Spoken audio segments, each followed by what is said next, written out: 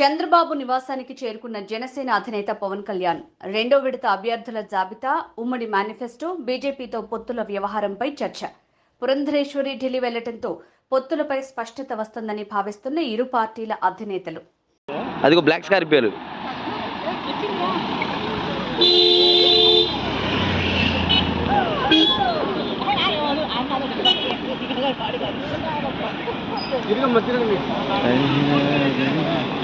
వచ్చాడు ఇప్పుడే చేరుకున్నాను. भाई भाई भाई भाई आओ जी.